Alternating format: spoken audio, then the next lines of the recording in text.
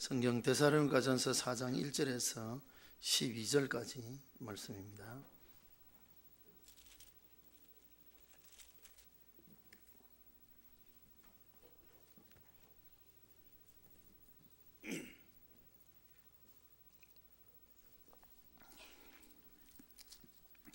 데살로니가전서 4장 1절에서 12절까지 말씀을 봉독을 하겠습니다. 그러므로 형제들아, 우리가 끝으로 주 예수 안에서 너희에게 구하고 권면하노니 너희가 마땅히 어떻게 행하며 하나님을 기쁘시게 할 수 있는지를 우리에게 배웠으니 곧 너희가 행하는 바라 더욱 많이 힘쓰라. 우리가 주 예수로 말미암아 너희에게 무슨 명령으로 준 것을 너희가 아느니라. 하나님의 뜻은 이것이니 너희의 거룩함이라. 곧 음란을 버리고 각각 거룩함과 존귀함으로 자기의 아내 대할 줄을 알고 하나님을 모르는 이방인과 같이 세욕을 따르지 말고 이 일에 분수를 넘어서 형제를 해하지 말라. 이는 우리가 너희에게 미리 말하고 정언한 것과 같이 이 모든 일에 주께서 신원하여 주심이라. 하나님 우리를 부르시면 부정하게 하심이 아니요 거룩하게 하심이니 그러므로 저버리는 자는 사람을 저버림이 아니요 너희에게 그의 성령을 주신 하나님을 저버림이라.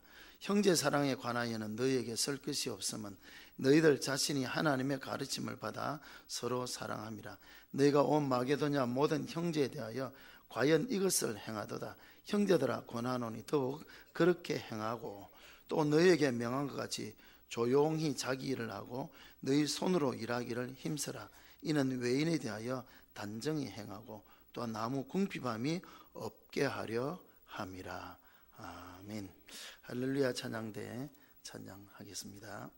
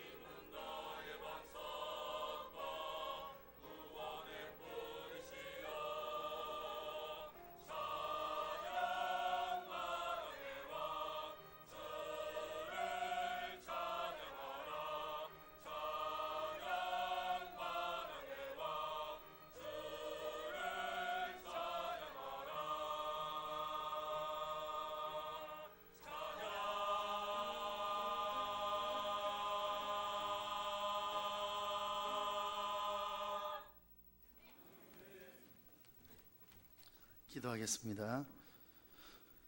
날마다 우리의 삶에 함께 하시고 도우시는 하나님 은혜를 기억하며 감사를 드립니다. 이 시간 함께 하나님의 말씀을 전하고 들을 때 성령께서 이 가운데 함께 하셔서 악한 마귀가 말씀 전하고 듣는 일에 방해하지 못하도록 지켜주시기를 원합니다. 하나님 말씀에만 집중할 수 있도록 도와주시기를 원하오며, 특별히 부족한 종을 세우셔사오니 하나님 말씀만 바르게 잘 전할 수 있도록 도와주옵소서. 예수님 이름으로 기도하옵나이다. 아멘. 데살로니가 전서는 바울 사도가 데살로니가에 있는 교회에 보낸 편지입니다.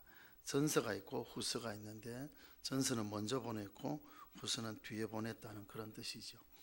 신약이 전체 27권인데 그 중에 절반 정도가 바울 서신입니다. 서신이란 말은 편지란 말이죠. 편지. 바울은 각 곳에 다니면서 교회를 세우고 전도하는 가운데에 여기 머물러 있지만 또 다른 지역의 교회에 어떤 일이 있다 하면 그 소식을 듣고 직접 갈 수는 없으니까 편지를 써서 사람을 보내서 그 편지를 전달하고 이렇게 했는데요. 바울 서신이 보면 공통점이 여러 가지가 있습니다. 지난번에도 제가 말씀드린 것처럼 바울 서신에는 보면 끝과 마지막에 그 편지에는 항상 인사가 들어가는데, 인사의 말 속에 평강과 은혜라는 단어가 꼭 빠지지 않고, 물론 간혹 예외의 경우도 있습니다만은 구약적인 축복의 핵심인 또 요약인 평강, 또 신약적인 또 축복의 또 핵심이라고 볼 수 있는 은혜, 이 두 단어가 거의 빠지지 않고 들어감을 우리가 보게 되어졌습니다. 바울 서신의 또 하나의 특징이 보면 거의 대부분 바울 서신은 두 부분으로 나눠집니다. 내용상으로 보면 1장에서부터 마지막 장까지 보면 중간에 전환점이 한번 나오고, 그래서 두 부분으로 나눠집니다. 전반부에는 주로 이론적이며 교리적인 것을 가르치는 교훈이 많이 나와 있고, 후반부에 들어가면 실제적인 교훈이 이제 그렇기 때문에 이렇게 살아야 된다라고 하는 것이죠. 오늘 데살로니가전서 4장 1절 시작할 때 보니까 그러므로라고 나오죠. 그러므로 전환점이 되어지는 접속사가 있는데요. 1장에서 3장까지는 이론적인 그런 설명이었던 반면에 이제 그렇기 때문에 이제 우리가 이렇게 살아야 된다는 실천 생활에 대하여서 강조하는 것입니다. 나중에 또 우리가 보겠습니다만 로마서도 역시 마찬가지로 로마서 1장에서 11장까지는 교리적인 내용들이 나옵니다. 특별히 로마서는 교리 서신으로서 우리가 무엇을 믿으면 어떻게 믿어야 되는지에 대하여서 잘 말씀을 해주고 있는데, 11장 36절까지 이후에 12장 1절에 들어오면 역시 그러므로 형제들아, 우리가 이런 신앙생활을 하기 때문에 우리의 삶이 이렇게 돼야 된다라는 생활의 실천적인 교훈들을 하고 있음을 보게 됩니다. 그러니까 오늘 이 데살로니가전서 4장 1절 그러므로 이것도 이제는 실제적으로 이제 이렇게 살아야 된다라는 그런 생활편이다 그럴까요? 실제적인 교훈을 하고 있음을 보게 됩니다. 1장에서 3장까지는 데살로니가 교회에 대한 칭찬과 또 전도자들의 그런 복음 사역의 그런 동기에 대해서 설명하는 그런 이제 이론적 부분들이 많이 있고요. 이제 4장, 5장에 들어오면 이제 실제적인 교훈, 특별히 이제 앞에 이제 데살로니가 교회는 잘못된 이 종말론 때문에 이제 좀 문제가 있었는데요.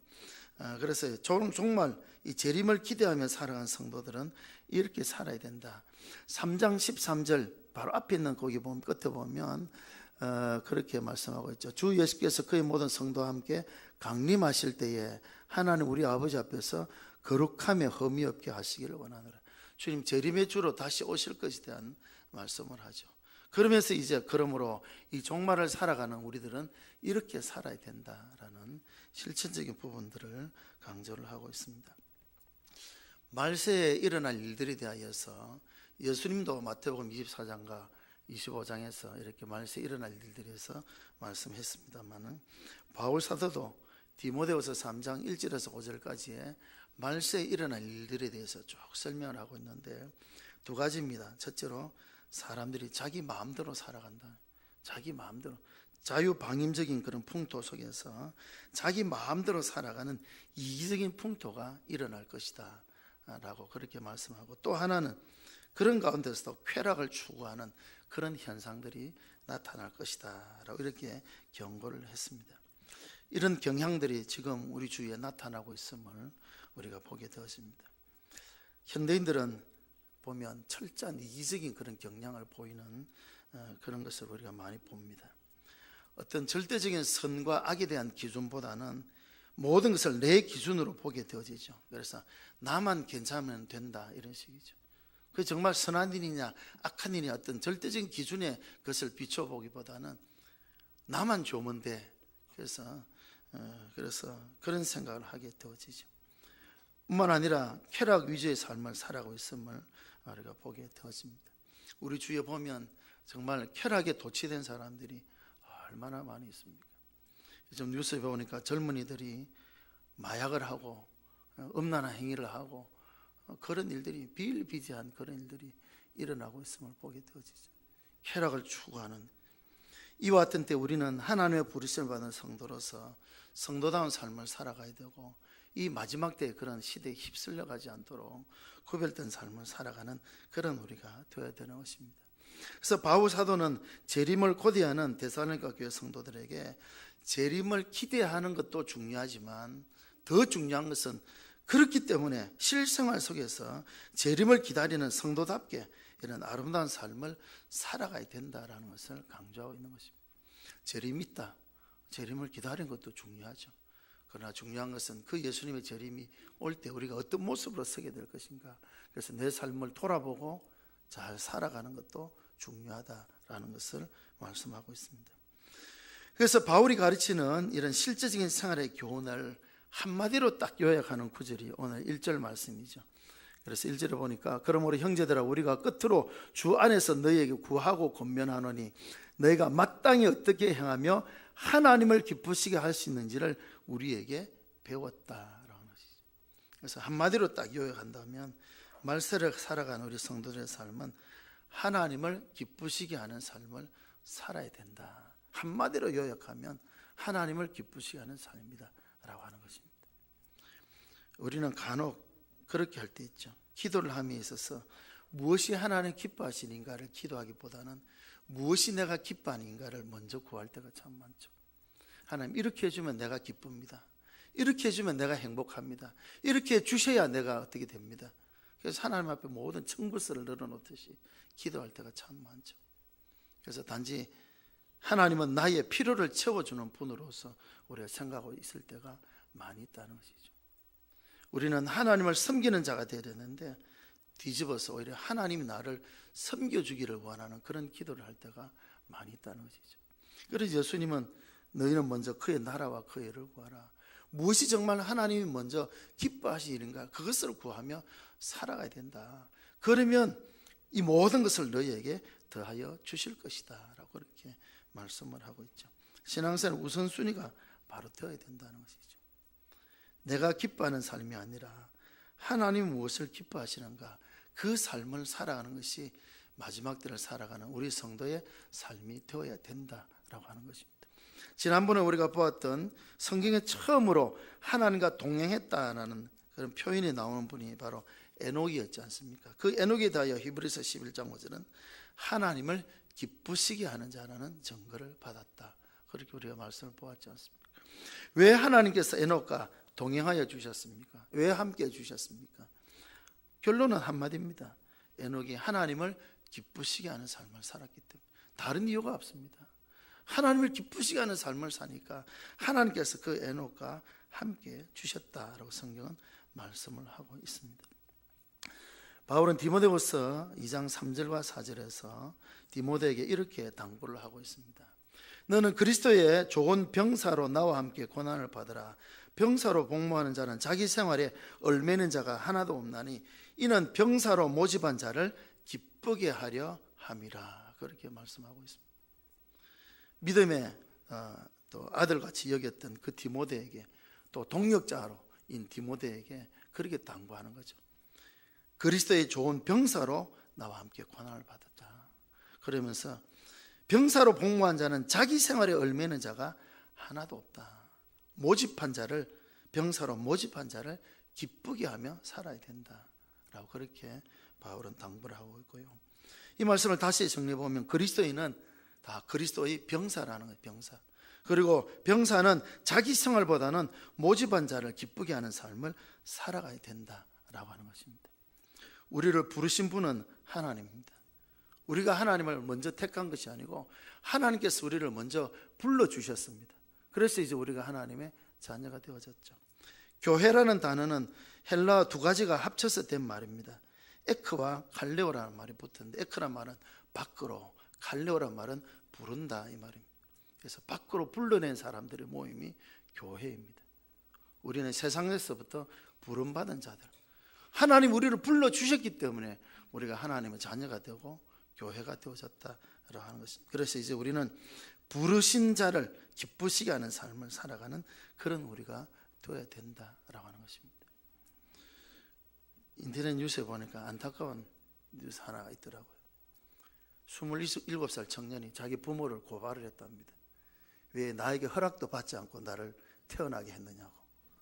실제 있습니다. 한번 찾아 검색해 보십시오. 그런 때입니다. 그런 때. 참 어이가 없죠. 그러면서 이제 우리가 그렇게 할 수 있겠죠. 왜 하나님 나를 왜 불렀습니까? 내 허락도 안 받고 왜 나를 불렀습니까? 그렇게 우리가 말할 수 없다는 거죠. 불러주신 그것이 은혜고 감사한 일이죠. 갈라디아 1장 10절에 보면 바울이 스스로 이렇게 고백을 합니다. 이제 내가 사람들에게 좋게 하랴 하나님께 좋게 하라. 사람에게 기쁨을 구하랴. 내가 지금까지 사람들의 기쁨을 구하는 것이었다면 나는 그리스도의 종이 아니니라. 그렇게 고백합니다. 바울 스스로 그렇게 고백합니다. 내가 사람들에게 좋게 하랴 하나님께 좋게 하랴. 내가 지금까지 만약에 사람들의 마음을 기쁘게 하고 사람들의 기쁨을 구하는 삶이었다면 나는 그리스도의 종이 아니다. 그리스도의 종은 하나님을 기쁘시게 하는 삶을 살아야 되고 바울은 그렇게 살아가기 위해서 노력했노라고 그렇게 고백을 합니다.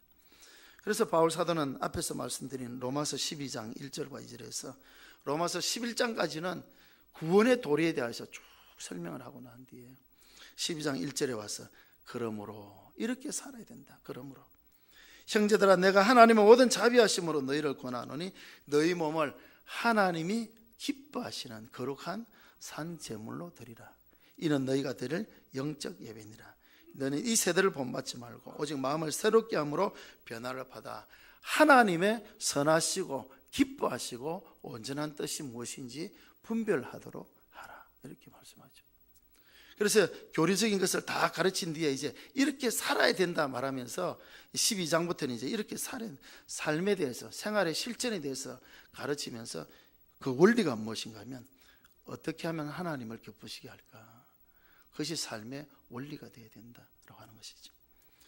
우리 몸을 하나님 기뻐하시는 거룩한 산 제물로 드려질 수가 있어야 된다. 우리 삶 자체가 하나님 앞에 하나님 기뻐하시는 그런 제물 같은 그런 삶이 되어야 된다. 제물은 흠이 없어야 되죠. 점이 없어야 되고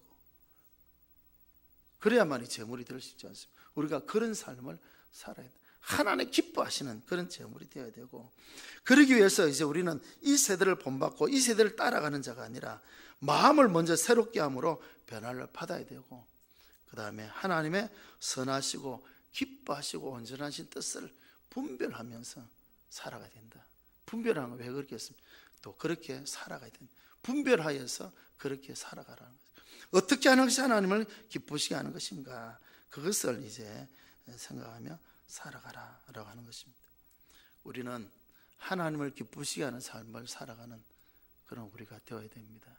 우리의 모습을 한번 돌아보시기 바랍니다. 나의 지금 모습이 하나님 기뻐하시는 모습일까? 내가 살아가는 삶의 모습이 내가 추구하는 인생의 목표가 내 입술에서 늘 나오는 말들이 정말 하나님 기쁘시게 하는 하나님 기뻐하실 만한 일인가라는 것을 우리가 점검해 보아야 된다라고 하는 것입니다. 데살로니가 교회를 향하여 바울 사도는 바로 이것을 그래서 권고를 하고 있습니다. 너희가 마땅히 어떻게 행하며 하나님을 기쁘시게 할 수 있는지를 우리에게 이미 다 배웠다. 이미 다 배우고 있다. 그렇게 말씀을 하고 있고요. 그런데 데살로니가 교회는 이 일에 있어서 이미 칭찬받고 있는 것을 우리가 보게 됩니다. 바로 이어지는 말씀이 배웠으니 곧 너희가 행하는 바라. 데살로니가 교회는 그렇게 살아가고 있다는 것이죠. 이 한마디 말이 얼마나 귀한 말입니까? 너희가 우리에게 어떻게 하면 하나님을 기쁘시게 할 수 있는지를 배웠는데 바로 그것이 너희들이 지금 이렇게 행하고 있는 바다. 너희가 지금 행하고 있는 바다. 이 데살로니가 교회는 이 바울 사도로부터 이미 인정받고 있고 그런 부분에 칭찬받는 교회입니다.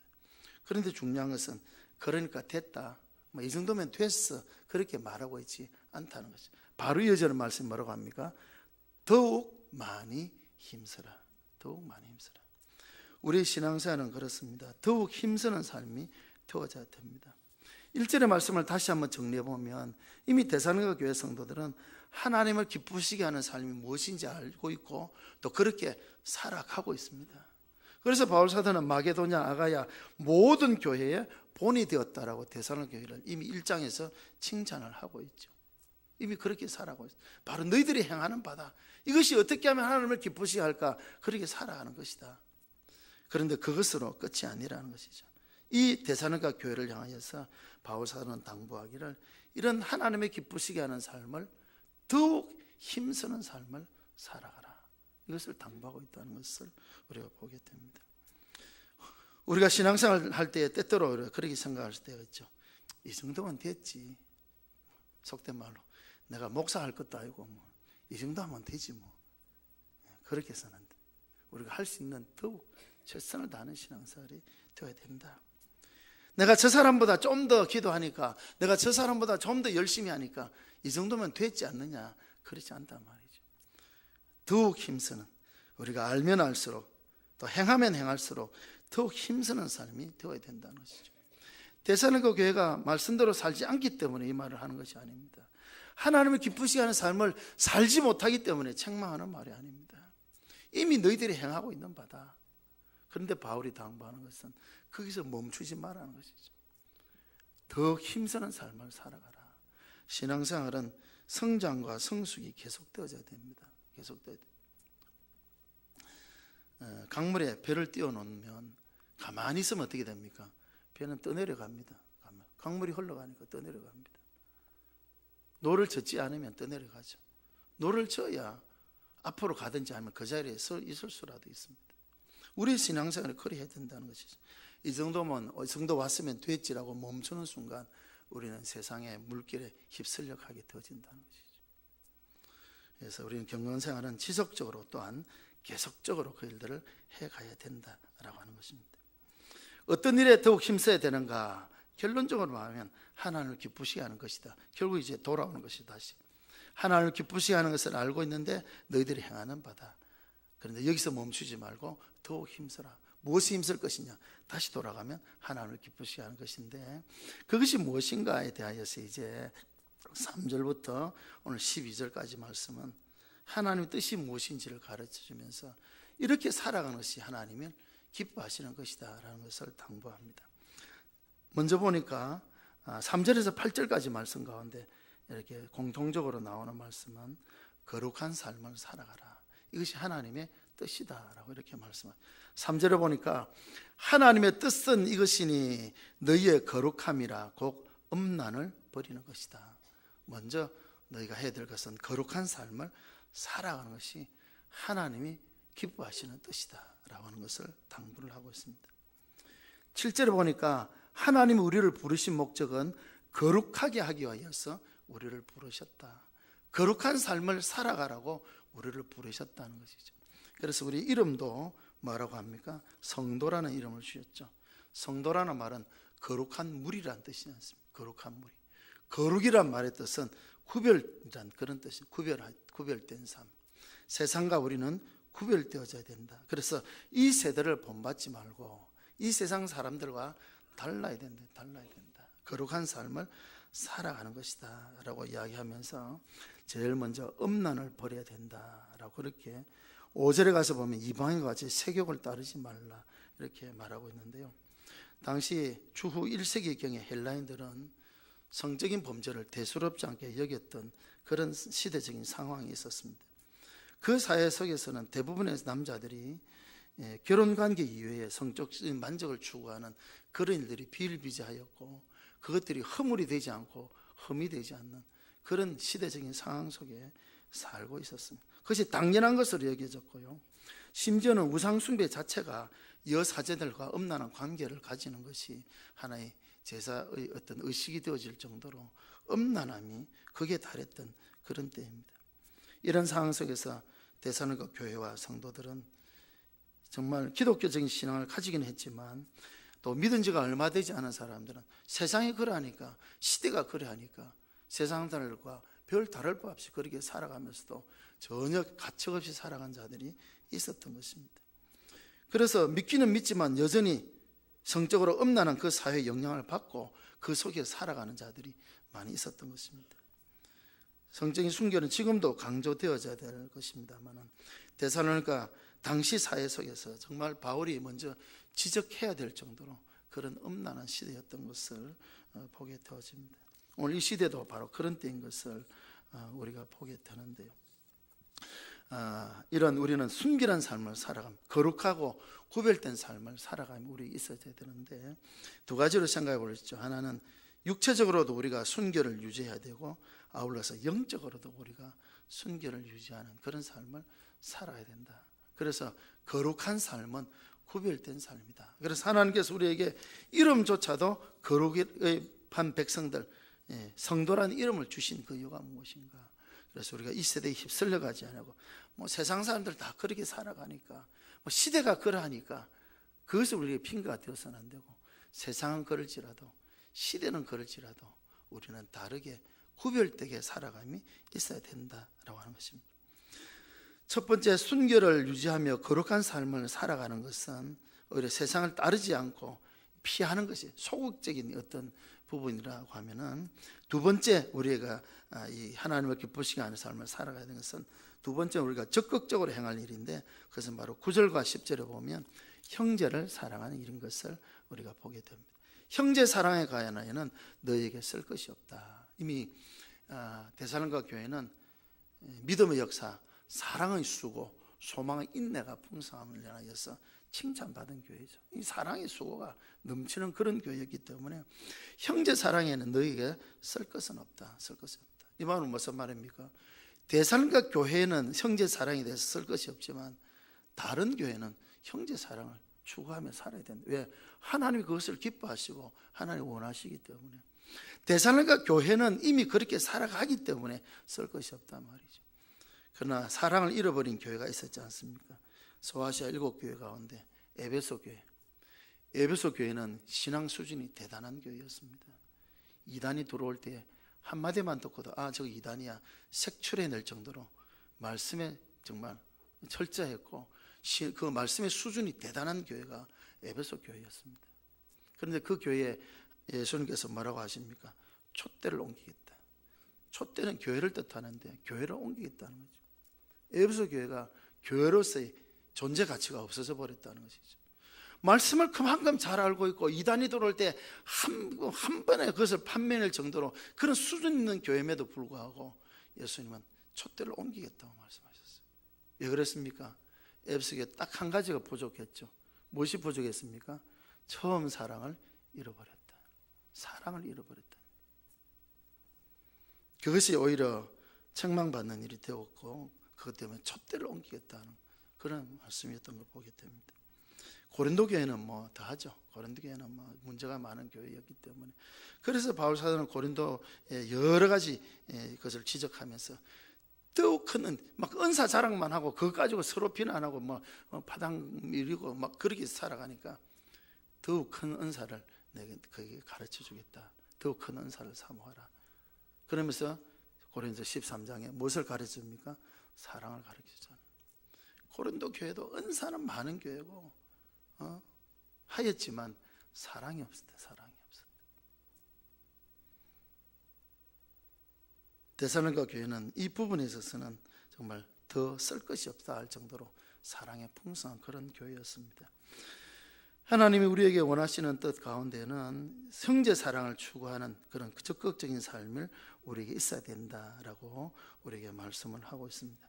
형제에 대해서 두 가지로 생각하죠. 하나는 이제 혈육적인 형제, 혈육적인 형제, 또 형제입니다만은, 그러나 신약 성경에 들어오면 형제라는 단어가 단지 혈연 관계 있는 자만 형제가 아니고 영적인 관계, 주 안에서의 형제를 또 중요하게 그렇게 다루고 있음을 보게 되어지죠. 그래서 형제 사랑은 물론 이제 1차적으로는 같이 피를 나눈 그 형제 간에도 우리가 사랑해야 되죠. 근데 요즘 보니까 그렇지 않더라고요.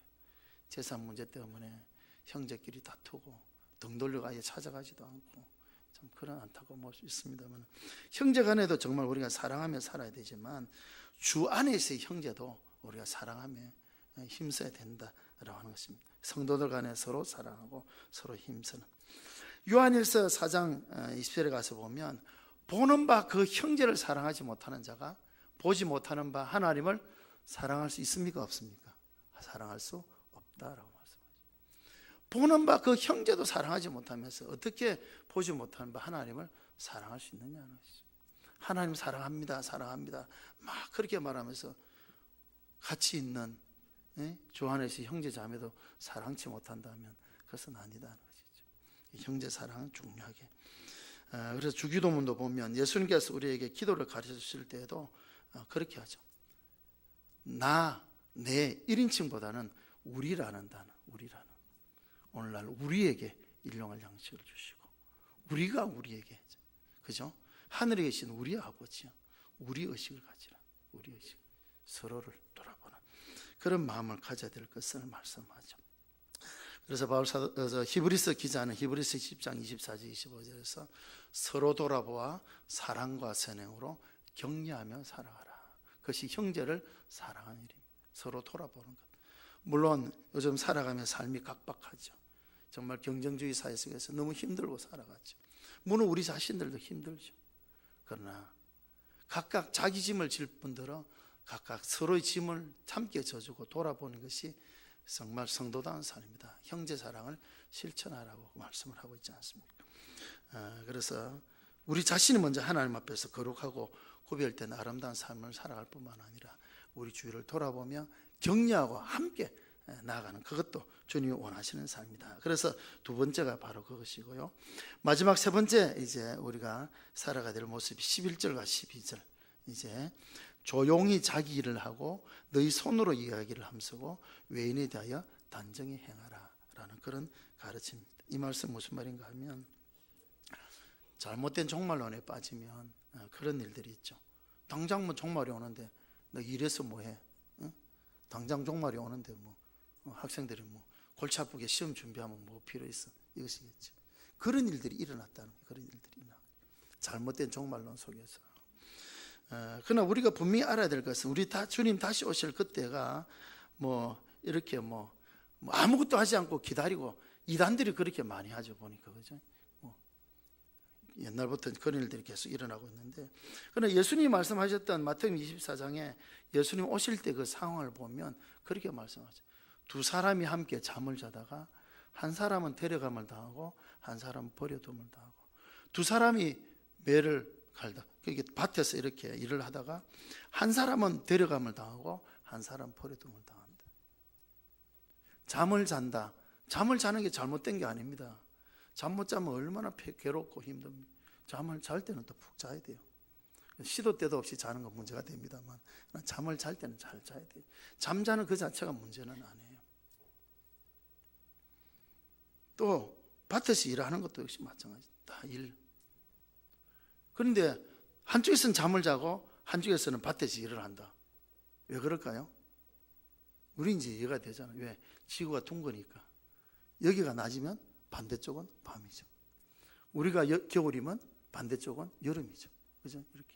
지구가 둥글기 때문에. 그러니까 예수님의 재림은 동시간대 이루어지기 때문에 밤이 될 수도 있고 낮이 될 수도 있고, 여기는 밤이면 반대쪽은 밤이 되는 거죠. 그죠?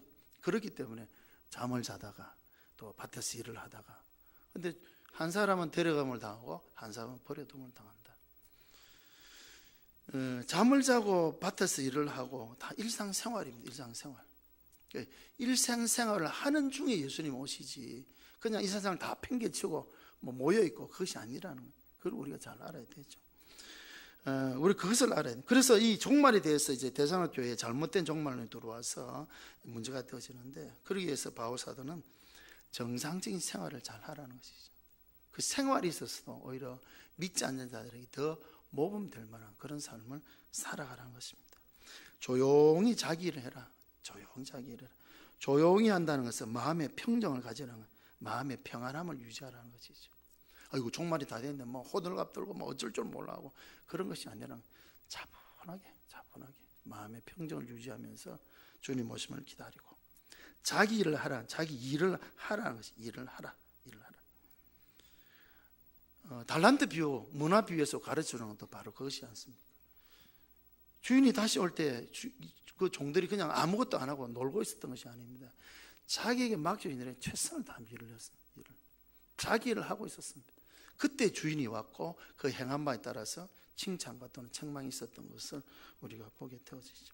정상적인 일을 하라는 것이죠. 자기 손으로 일을 하고, 그래서 외인에 대하여서 모범적인 그런 생활에 있어서도 모범이 되어야 된다라는 것을 우리에게 말씀을 하고 있죠. 10계명 4계명 우리가 잘 아는 말씀이죠. 안식일을 기억하여 그날을 거룩히 지키라. 안식일을 기억하여 그날을 거룩히 지키라.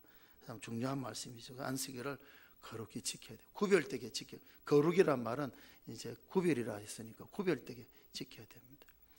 그런데 중요한 것은 바로 그 계명 속에 한번 찾아보십시오. 엿새 동안은 힘써 내 모든 일을 행할 것이나, 엿새 동안 힘써 모든 일을 행해야 안식일을 거룩하게 지킬 수 있단 말이죠. 엿새 동안에 그 일도 열심히 안 하고 최선을 다하며 살지도 않으면서 안식을 구별되게 지킬 수 있다 없다? 아니다는 것이죠. 엿새 동안에 주어진 삶에 최선을 다하라는 것이죠. 그리고 안식일은 안식하며 하나님 앞에 예배하는 구별된 날로 지키라는 거죠. 그래야 그것이 색깔이 딱 뚜렷하게 드러나잖아요. 6일 동안 내 아무것도 안 하고 있다가 안식일은 또 안식이니까 또 아무것도 안 하면 표가 안 나잖아요. 딱 표가 나, 구별이 나서 딱 표가 난다는. 엿새 동안 우리 주어진 삶에 열심으로 최선을 다하며 살아가는 것입니다. 직장인은 직장에서, 또 학생은 학교에서 주어진 삶에 최선을 다하며 사는 것입니다. 그래야 안식일을 안식일답게 구별되게 지킬 수가 있다라고 하는 것입니다. 그것을 바울 사도가 말씀하고 있는 거죠. 그 당시 잘못된 종말론은 당장 종말이 올 것처럼 이야기하면서, 그렇기 때문에 일 안 해도 된다, 뭐 이런 식으로 잘못된, 그게 아니라는 것이죠. 그래서 조용히 자기라고 마음의 평정을 유지하면서 자기를 하고 손으로 일하고, 그래서 외인에 대하여서도 단정히 행하고 그런 일들이 있어야 됩니다. 일상적인 생활도 최선을 다하며 살아가는 것이 하나님을 기쁘시게 하는 삶이다라는 것을 말씀을 하고 있습니다. 사랑하는 성도 여러분, 하나님이 기뻐하시는 삶을 살아가는 그런 저와 여러분들이 되시기를 바랍니다. 에녹과 하나님이 동행하셨던 이유는 하나님을 기쁘시게 하는 자였기 때문이었다라고 말씀을 보았습니다. 하나님과 동행하는 복된 이 한 해가 되기 위해서는 우리의 삶이 하나님을 기쁘시게 하는 삶을 살아가는 그런 우리가 되어야 됩니다. 이미 그렇게 잘 살아가고 계신 줄 압니다. 데살로니가처럼 너희들이 행하는 바다, 우리들이 살아가는 모습들이 또 하나님을 기쁘시게 하는 삶들을 살아가고 있습니다. 그러나 중요한 것은 이 정도면 됐어라고 멈추면 되지 않는다는 것이죠. 그거 데살로니가 교회를, 이 형제 사랑에 대해서도 쓸 것이 없고 이미 다 그래도 행하고 있다라고 하는 칭찬받고 있는 데살로니가 교회지만, 바울 사도는 이러니까 됐어. 데살로니가 교회는 고린도 교회보다 열심으로 신앙생활 하니까 됐어, 이 정도면 됐어, 그렇게 하고 있지 않다는 것이죠. 뭐라고 말합니까? 더욱 힘쓰라, 더욱 힘쓰라. 2019년 한 해에는 우리가 지금까지도 나름대로 하나님을 기쁘시게 하며 살아왔는 줄 압니다. 하나님 앞에서 구별되게 살기를 힘쓰고 형제 사랑을 실천하며 또 우리 주어진 삶에도 최선을 다하며 세상 속에서 빛과 소금 역할을 잘 감당하며 살아왔는 줄 압니다. 2019년도에는 바울의 이 데살로니가를 향한 권면처럼 더욱 힘쓰는 한 해가 되어지기를 바랍니다. 신앙생활을 멈추면 안 됩니다. 계속 자라가야 됩니다. 아이들이 자라다가 멈춰버리면 안 됩니다. 그죠? 계속 성장하고 성숙해 가야 되는 것처럼 우리 신앙도 역시 마찬가지다. 29년 한 해가 이런 참 주님을 기쁘시게 하는 삶에 있어서 더욱 힘쓰므로 더욱 자라고, 더욱 하나님을 기쁘시게 함을 인하여서 하나님 늘 함께해 주셔서 함께 하시는 그 하나님으로 인하여서 늘 기쁨과 감사가 넘치는 복된 삶을 살아가는 그런 저와 여러분들 다 되시기를 바랍니다. 우리 찬송 우리 같이 한번 부르겠습니다. 430장 우리